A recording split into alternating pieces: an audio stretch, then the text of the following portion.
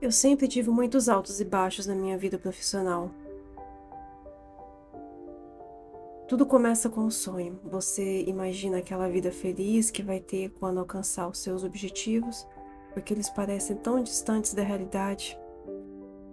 O inalcançável parece ser muito mais atraente do que o fácil. Até que acontece e você percebe que não era tudo aquilo. Uma vez eu ouvi alguém dizer: faça todo dia aquilo que ama e você vai deixar de amar todo dia um pouco mais.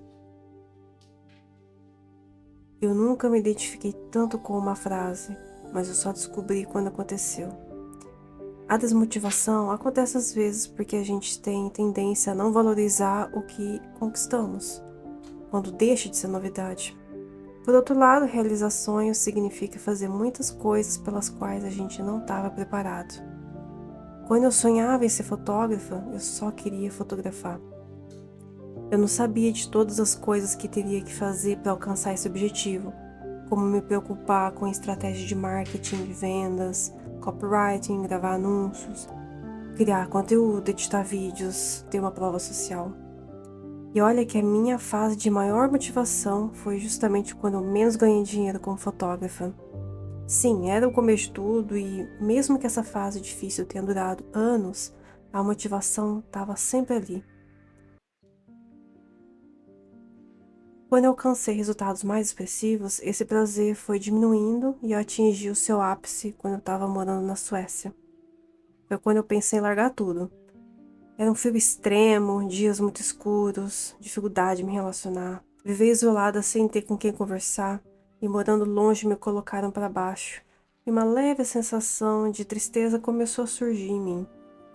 Para que eu tô fazendo isso tudo? Eu me questionava. E cá estou eu em Nice, com alguns desses mesmos conflitos, mas pelo menos aqui tem sol. Eu não sou mais a mesma fotógrafa do início que sentia prazer em sacrificar um domingo para fotografar de graça no meio do mato. E isso não me surpreende. Eu percebi já na fase adulta que eu não me vejo fazendo a mesma coisa pelo resto da vida.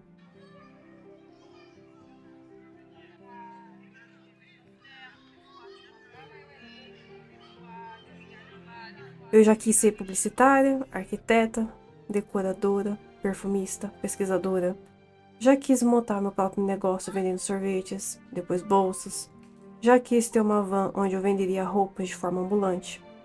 A maior parte dessas aspirações não durou mais do que alguns meses e outras morreram depois de um mês no primeiro obstáculo.